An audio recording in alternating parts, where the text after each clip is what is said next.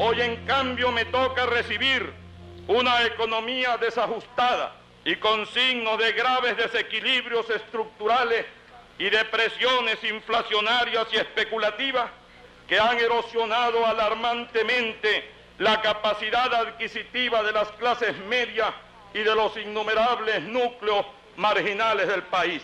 Recibo una Venezuela hipotecada. Muchos afirman que Carlos Andrés Pérez fue el mejor presidente que ha tenido Venezuela.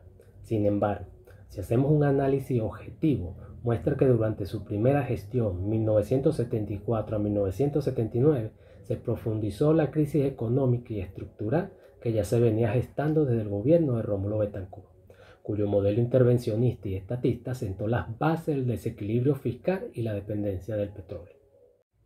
Bajo el llamado boom petrolero, Carlos Andrés Pérez expandió el gasto público de manera descontrolada. Estatizó sectores productivos, aumentó la burocracia y generó una falsa sensación de prosperidad. Pero detrás del crecimiento momentáneo, el país entró en una etapa de endeudamiento, inflación y pérdida de productividad, que marcaría el inicio de un deterioro sin retorno en la economía venezolana. Fue a partir de la administración de Carlos Andrés Pérez, 1974 a 1979, que Venezuela comenzó un ciclo prolongado de crisis, caracterizados por déficits fiscales, devaluaciones, caída de la inversión privada, aumento del intervencionismo estatal y un crecimiento de la deuda externa e interna nunca antes visto en nuestro país. Este proceso, originado en los años 70, explica gran parte del estancamiento económico que persiste hasta nuestros días. Entonces, esto nos lleva a reformular la pregunta: ¿fueron los gobiernos del Pacto de Punto Fijo las mejores administraciones de gobierno que Venezuela ha tenido? ¿Ha sido Carlos Andrés Pérez y el Partido Acción Democrática eficiente en la gestión de administrar el dinero público? Vamos a verlo.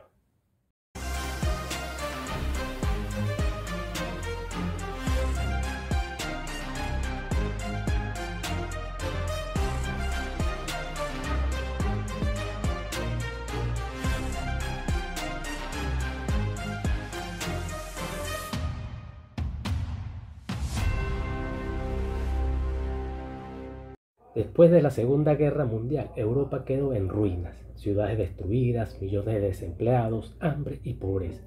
Sin embargo, el mundo fue testigo de un milagro económico, el Plan Marshall.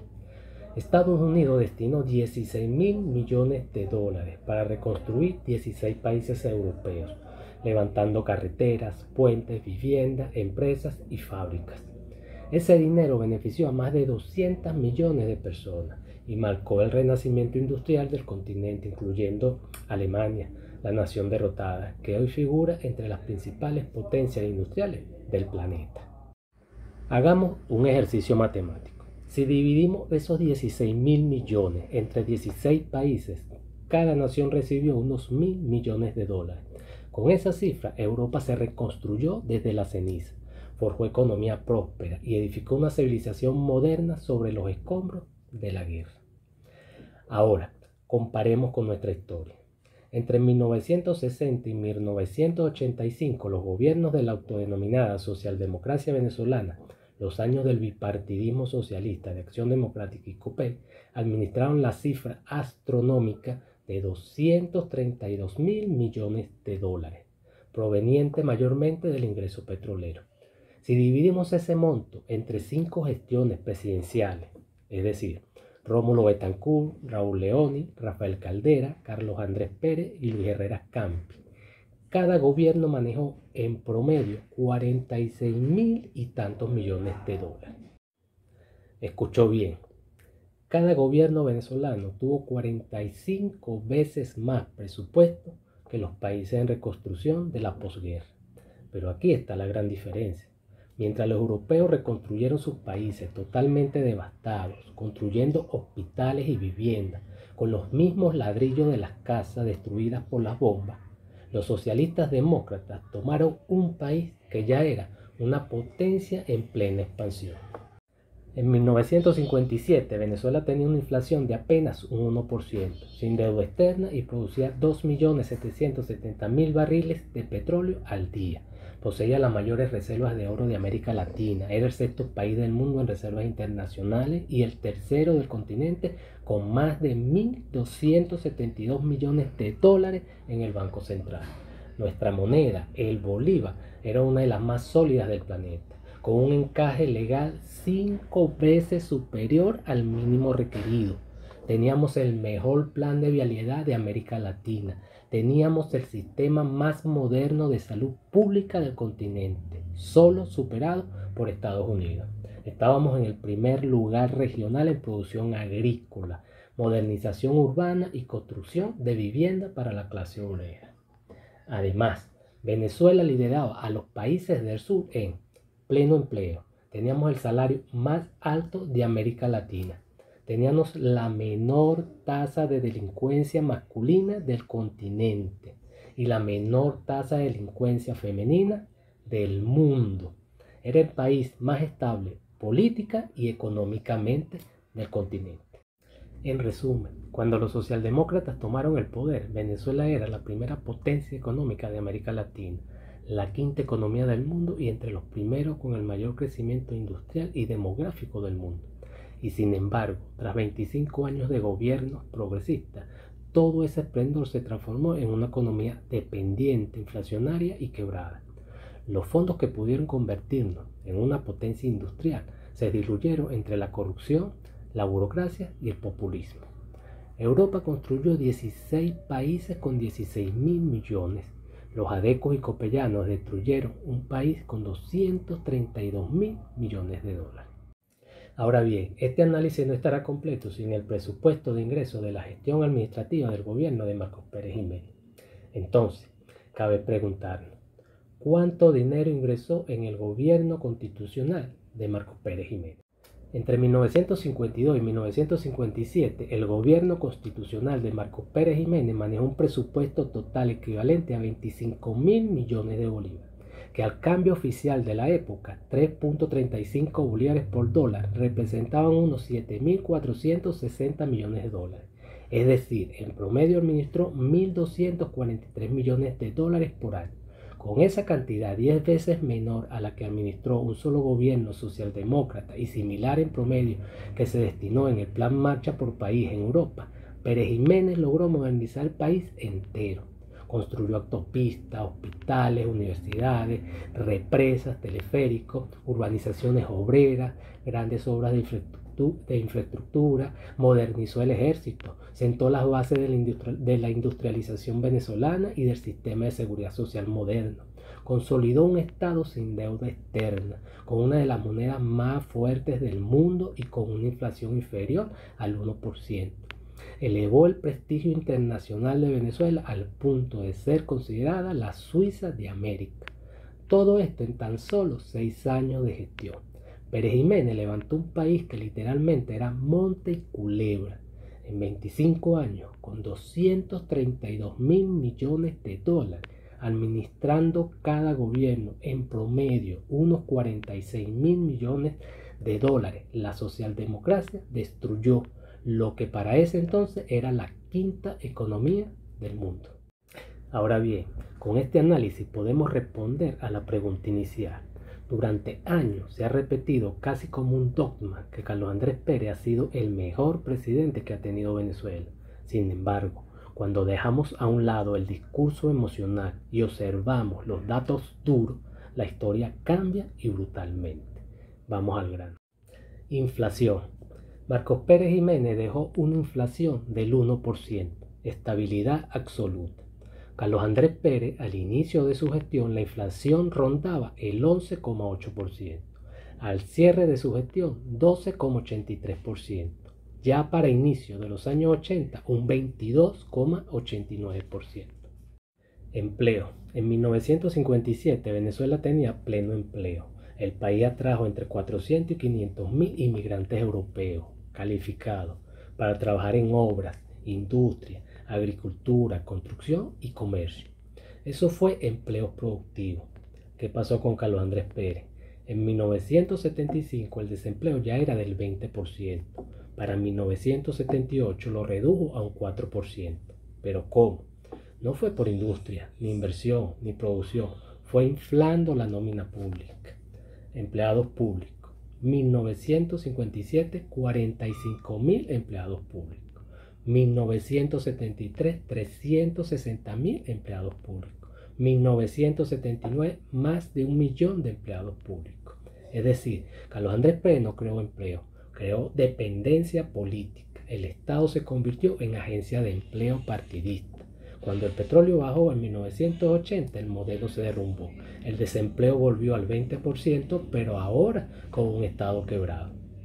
Producción y crecimiento. Crecimiento promedio del Producto Interno Bruto. Marcos Pérez Jiménez, 12,6% anual sostenido, uno de los más altos del mundo. Carlos Andrés Pérez tomó la administración con un crecimiento de 6,5%, pero para 1978 el crecimiento bajó a 2,5%. La diferencia no es solamente numérica. Con Pérez Jiménez se construyeron industrias, infraestructuras, energía, agricultura, siderúrgica, viviendas, carreteras, represas y puertos. Con Carlos Andrés Pérez se multiplicaron los ministerios, los cargos, asesores, comisiones y burocracia. Uno produjo país y el otro consumió el país. Seguridad. En 1957 Venezuela era un país donde la gente dormía con las puertas abiertas. Ya para el periodo de Carlos Andrés Pérez se producían 200 robos y entre 8 a 11 homicidios por cada 100.000 habitantes. Aquí nace la inseguridad moderna en Venezuela. Había menos empleo real, más ocio, más pobreza urbana, más tráfico político de favores y lealtades. La delincuencia dejó de ser episodio aislado para convertirse en una estructura social permanente. Mientras en 1958 el gobierno de Marcos Pérez Jiménez deja el país sin deuda y con una inflación del 1%, ya para 1974 la deuda pública era de 7.136 millones de bolívares. Ese mismo año ocurre el boom petrolero. El barril sube de 4,22 a 14,35. Los ingresos fiscales pasan de 16.000 millones a 42.000 millones de bolívares. Las reservas internacionales del Banco Central suben de 2.400 millones a 6.423 millones de bolívares. Dinero sobraba. Había más ingresos que nunca en la historia del país. ¿Qué hizo Carlos Andrés Pérez? Endeudó todavía más al país. Para 1979, Venezuela debía 60.000 millones de bolívares de deuda pública. Y eso no es todo. Para 1982, la Contraloría General de la República reestimó la deuda total real en 150.000 millones de bolívares, ya que encontraron deudas ocultas de vencimientos de corto plazo, que nunca se pagaron en la administración del gobierno Areco. Conclusión. Carlos Andrés Pérez no fue el mejor presidente, fue el presidente que destruyó la base económica que Venezuela había construido entre 1950 a 1957, reemplazando la producción por la renta, el trabajo por el clientelismo, la estabilidad por la dependencia del Estado. El modelo del pacto de punto fijo se gastó el boom petrolero, se quemaron las reservas internacionales, se triplicó la burocracia y además endeudaron al país hasta quebrarlo. Resultado final, 18 de febrero de 1983, el famoso Viernes Negro. El presidente Luis Herrera Campi le anunció al país: Venezuela está quebrada, no podemos cumplir los compromisos de pago. Ese día se desplomó la moneda, comenzó la inflación permanente, se destruyó la clase media y se abrió el camino para el colapso político que culminó en 1998. La crisis venezolana no comenzó con Chávez, pero es evidente que la revolución socialista la profundizó aún más. La crisis comienza cuando la socialdemocracia convirtió a Venezuela en un país rentista, endeudado y dependiente del Estado. Chávez fue simplemente la consecuencia, la continuación y la imitación de esa gestión puntofijista. A los llamados socialdemócratas le ingresaron 232.000 millones en 25 años. A los revolucionarios socialistas en tan solo 10 años le ingresaron 325.000 millones de dólares, solo por conceptos petroleros. Dejo a usted, mi estimado amigo, la imperiosa tarea de investigar cómo es posible que a esta revolución socialista haya ingresado más de $1 billón en estos 25 años de continuismo socialista y que con tan gigantesco ingreso al país tenga una deuda de casi $200.000 millones. Deuda que usted y yo vamos a tener que pagar con impuestos. En 65 años, el centralismo socialista ha administrado más de $2 billones y aún así han quebrado al país. Pérez Jiménez, con $7.000 millones, convirtió a Venezuela en una potencia económica en expansión. El problema, mi estimado, se llama centralismo. El cáncer, la burocracia. Hay que cambiar el sistema. Hasta aquí mi programa de hoy.